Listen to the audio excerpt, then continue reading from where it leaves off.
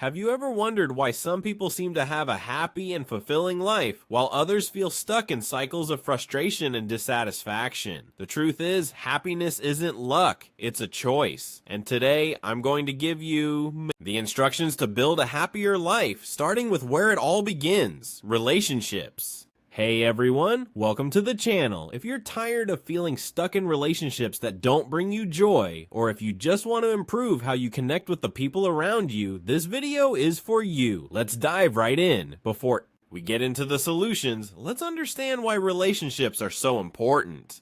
Studies show that people with healthy relationships live longer, experience less stress, and are happier overall. But what makes a relationship healthy? It's about connection, trust, and empathy. And yes, all of these can be developed. I remember a time when I felt completely disconnected from my friends and family.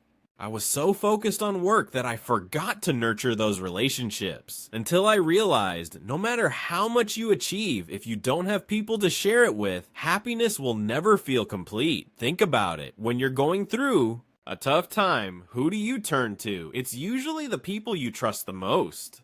That's why investing in your relationships is one of the best things you can do for your overall well-being. Let's start with the foundation of any relationship: trust. Without it, there's no real connection. So how do you build trust? Be consistent. Your actions should match your words. If you promise something, follow through. Communicate openly. Hiding things only creates distrust. Be transparent even when it's hard. Show vulnerability. Admitting your mistakes and weaknesses makes people feel closer to you. Imagine you forgot a friend's birthday. Instead of making excuses, say, "I messed up and I'm sorry. Let's celebrate together this weekend." This shows maturity and builds trust. Another way to build trust is by being reliable in small things. If you say you'll call at 7 p.m., call at 7 p.m. These little actions add up over time and show people they can count on you. Now, let's talk about empathy, the ability to put yourself in someone else's shoes. This not only improves your relationships, but also makes you a more understanding and likable person. Practice active listening. Listen to understand, not to respond. Validate the other person's feelings. Instead of saying, "It's nothing," say, "I understand how you feel." Ask more. Assume less. Don't try to guess what the other person is thinking. Ask and show genuine interest. Once a friend was going through a tough time, and I kept saying, "It'll be okay," until I realized they just wanted someone to listen without judgment. When I changed my approach, our friendship grew much stronger. Empathy is like a muscle. The more you use it, the stronger it gets. Start by paying attention to the emotions of the people around you. Notice their body language, tone of voice, and facial expressions. These are all clues to how they're feeling. Conflicts are inevitable in any relationship, but how you handle them makes all the difference. Here are some tips to resolve arguments without destroying the connection. Focus on the problem, not the person. Instead of attacking, say, "I feel this way when this happens." Take a break if needed. Sometimes a pause can prevent things from escalating.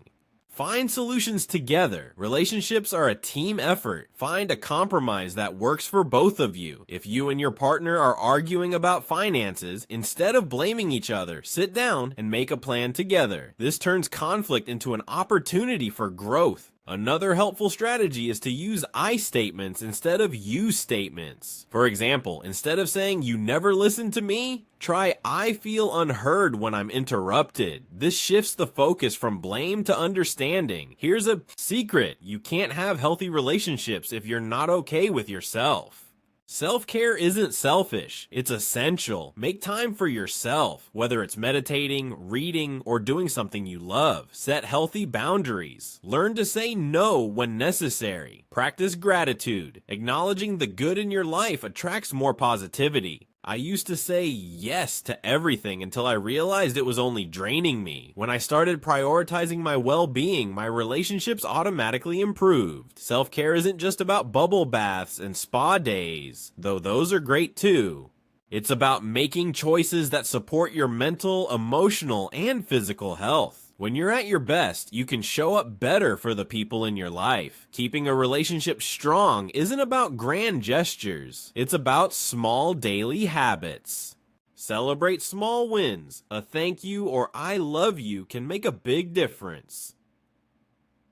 Stay curious. Ask about their day, their dreams, their fears. Create rituals together. It could be a weekly dinner or a walk in the park. A couple I know writes one thing they love about each other every day and puts it in a jar. At the end of the year, they read them together. It's simple but powerful. Another way to maintain long-term relationships is by showing appreciation regularly. A simple text like "I'm grateful for you" can brighten someone's day and strengthen your bond. Communication is the glue that holds relationships together, but it's not just about talking, it's about connecting. Be clear and direct. Don't expect people to read your mind. Listen without interrupting. Give the other person space to express themselves. Use positive language. Focus on what you want, not what you don't want. Instead of saying you never help around the house, try "I'd really appreciate it if we could split the chores more evenly."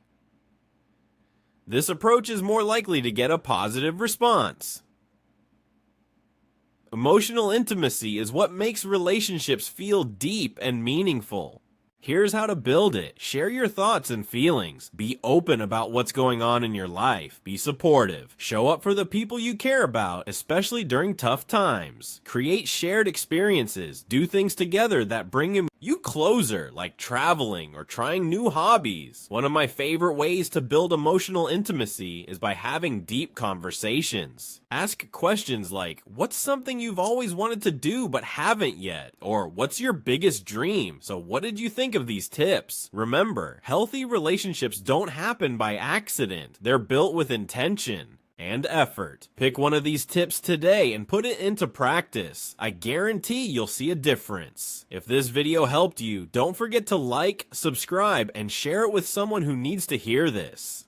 And let me know in the comments, which tip resonated with you the most? Let's chat. Remember, happiness is a journey, and you don't have to walk it alone. Until next time, and don't forget, you have the power to transform your life, one relationship at a time. Let's do this together.